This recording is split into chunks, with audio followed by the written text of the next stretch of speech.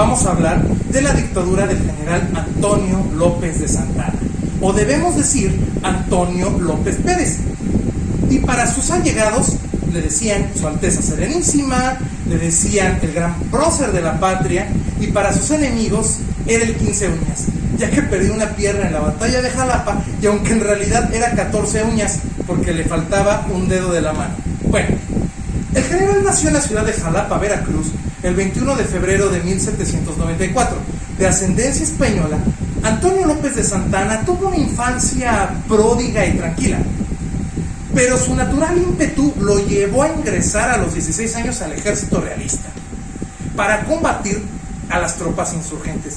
Cabe señalar, el ejército realista es el ejército en el cual se alistaban hijos de españoles o españoles venidos del continente europeo. Bueno, en 1821, luego de romper el sitio de Orizaba, fue condecorado por el virrey y ascendido a teniente general. Asimismo, fue nombrado comandante de la plaza de Veracruz, pero casi de inmediato, tuvo que ver con el Plan de Iguala, el cual fue proclamado por Agustín de Iturbide y por el cual se pretendía la independencia absoluta de España. Apenas firmados los tratados de Córdoba, en los que México se declaraba independiente, empezó esta gran polarización de políticos y militares mexicanos. Pese a que Iturbide fue su mejor ejemplo en la forma de hacerse del poder, Santa Anna lo desconoció y se pronunció por la República en el Plan de Veracruz en 1827. Santa Anna aprovechó el levantamiento de Nicolás Bravo para ascender políticamente. Le bastó mostrar lealtad al gobierno ante esta disyuntiva que se le presentaba por la participación de sus hermanos al lado de los rebeldes. Para que la legislatura lo nombrara vicegobernador de Veracruz, pero tuvo que dar un gran salto a la política, y esto fue en 1829, al derrotar a las tropas comandadas por el general Isidro Barradas en la campaña de reconquista española. Por tal suceso, varios estados lo nombraron benemérito. A ese grado llegó. En la cima de su fama, Santa Anna sacó beneficio del descontento que había en diferentes sectores políticos del país, con la administración de Anastasio Bustamante, para levantarse a principios de 1832 en contra de este y exigir su destitución. Y aquí tenemos al general Antonio López de Santa Anna. Asimismo se firmó en diciembre los convenios de Zabaleta, y por los cuales Santa Anna llegaría en marzo del siguiente año a la presidencia de México. Tenemos que ver varias cosas.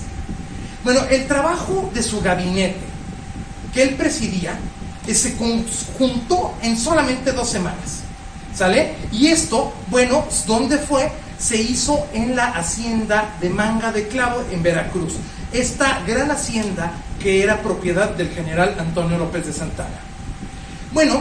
Habiendo dejado el gobierno en manos del vicepresidente Valentín Gómez Farías, sin embargo, las reformas liberales sobre la abolición de fueros y la separación de la Iglesia y el Estado que Gómez Farías había emprendido, lo obligaron a volver para vetarlas y empujar la salida del vicepresidente.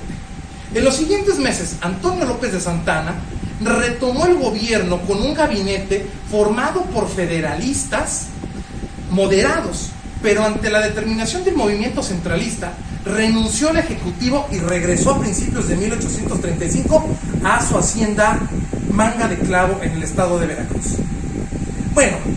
Predispuesto siempre a los actos heroicos, Santa Anna saltó nuevamente a la escena para enfrentar la pretensión autonomista de los colonos extranjeros de Texas.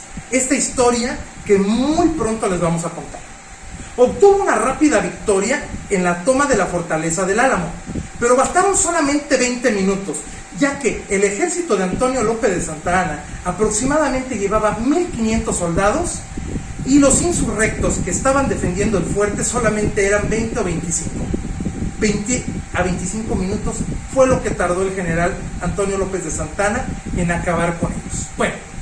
Posteriormente, en la noche, durmiendo en las orillas del río Bravo, en la madrugada, va a ser madrugado precisamente por el general Samuel Houston. Iba a ser tomado preso en San Jacinto. Tuvo que firmar los tratados de Velasco en 1836, en los que México reconocía la independencia de Texas. México no quería reconocer la independencia de Texas, no se resistía a perder este gran territorio. La ocasión, pues trajo una guerra. Esto en 1838. Los países europeos estaban viendo la debilidad que México tenía para mantener y conformar un gobierno estable.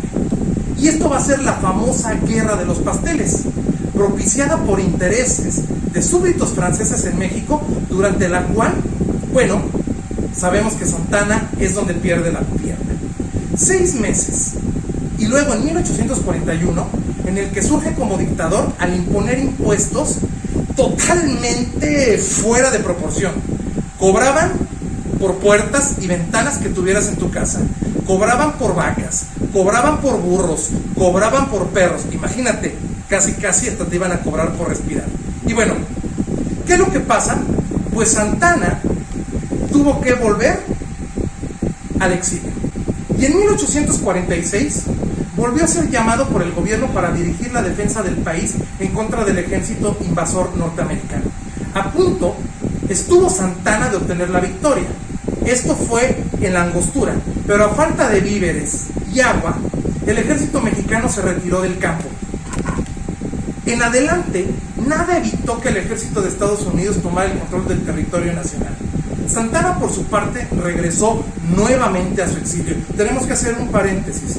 Antonio López de Santa Anna ocupó 11 veces la presidencia en menos de 6 años. Ojo con eso. Un dato muy importante en la historia. Bueno, pues ya para terminar, llamado otra vez del extranjero, nuevamente, Santa Anna vivió su último sueño como presidente de México. Esto fue entre 1853 y 1855. Invadido, seducido por el poder que la patria daba en ese momento, se autonombró Su Alteza Serenísima. Pero el plan de Ayutla, encabezado por el general Juan Álvarez, lo obligó a renunciar en una forma totalmente definitiva a la presidencia y se marchó nuevamente al exilio. Esta vez se retira a Colombia. En 1874 muere en la pobreza total y el 20 de junio de 1876 va a ser enterrado con honores en la Ciudad de México. Muchas gracias.